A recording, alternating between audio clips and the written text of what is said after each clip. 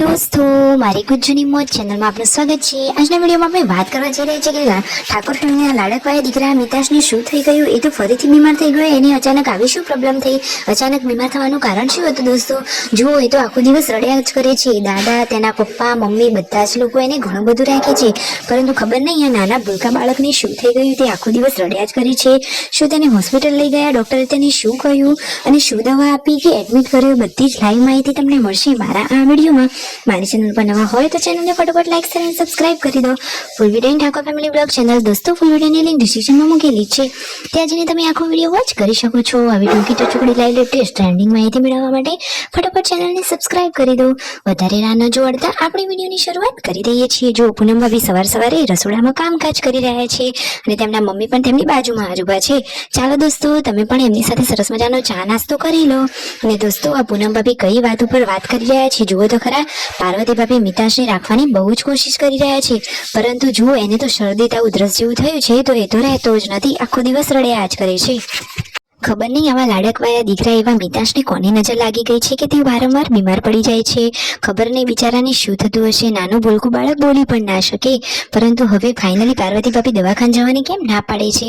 અને આ બાજુ સંજયભાઈ બનાવી રહ્યા છે એકદમ ટેસ્ટી અને ક્રન્ચી સરસ મજાનો નાસ્તો। આ નાસ્તાનું નામ તમને આવડે છે બટાકાની વસ્તુ, મને તો નામ આવડે છે, પણ જોઈએ કેટલા લોકો કોમેન્ટમાં આ વસ્તુનું નામ જણાવે છે।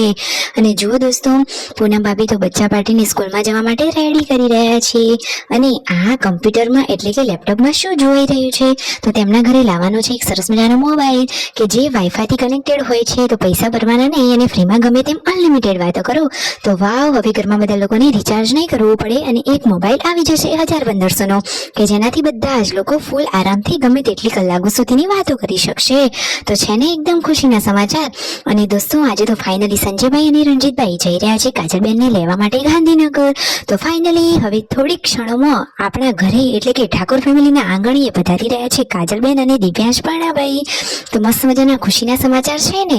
તો દોસ્તો આવી બધી જ અપડેટ મેળવવા માટે અને કાજલબેનની બા અને દિવ્યાંશ કાલે આવી જશે, અને કઈ રીતે આવવાના છે, કોણ લેવા ગઈ છે, બધી જ માહિતી મેળવવી હોય તો ચેનલને ફટાફટ લાઈક અને સબસ્ક્રાઇબ કરી દેજો। એમનો વિડીયો આપણી ચેનલ ઉપર ફટાફટ આવી જશે। સૌથી પહેલા વિડીયો તમારે જોવો હોય તો જલ્દી ચેનલને સબસ્ક્રાઇબ કરો।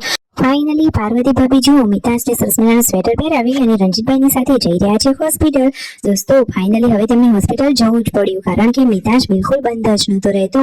ખબર નહીં એની એવી શું તકલીફ થઈ ગઈ છે, દર વખતે એને ખાસ કરીને હોસ્પિટલે તો જવું જ પડે છે। નાનું લાડકવાયું ભૂલકું બાળક ખબર નહીં અચાનક આટલું બધું બીમાર કેમ થઈ જાય છે। તો જુઓ, થાર ગાડીની સવારીમાં પાર્વતી ભાભી અને રણજીતભાઈ જઈ રહ્યા છે હોસ્પિટલ। કઈ હોસ્પિટલે લઈ ગયા, ડોક્ટરે શું કહ્યું, બધું તમને આ વિડીયોમાં જાણવા મળી રહેશે।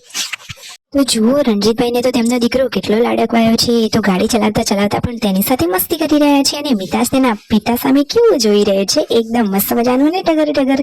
અને આ બાજુ જુઓ, રસોઈ બનવાની ઘરે રેડી થઈ ગઈ છે, શાક બની રહી છે આજે જોરદાર મજાના ચટાકેદાર પનીરનો। ભાવ પનીરની સબ્જી મને તો બહુ જ ભાવે છે, તમને પનીરનું શાક ભાવે છે કે નહીં દોસ્તો? તો પૂનમ ભાભી આજે સબ્જી બનાવવાના નથી, આજે તો સંજયભાઈ સબ્જી બનાવશે। તો કેવી સરસ મજાની ટેસ્ટી સબ્જી બનાવે છે તમને વિડીયોમાં જોવા મળી રહેશે। શું તમારે એની રેસીપી જોઈએ છે દોસ્તો? ફાઇનલી હવે રણજીતભાઈ અને પાર્વતી ભાભી પહોંચી ગયા છે હોસ્પિટલે। વચ્ચે મળી ગયા આ બેન કે જે સબસ્ક્રાઇબર છે। તો જો ડોક્ટર મિતાશની તપાસ કરી રહ્યા છે અને તેને આપી છે દવા।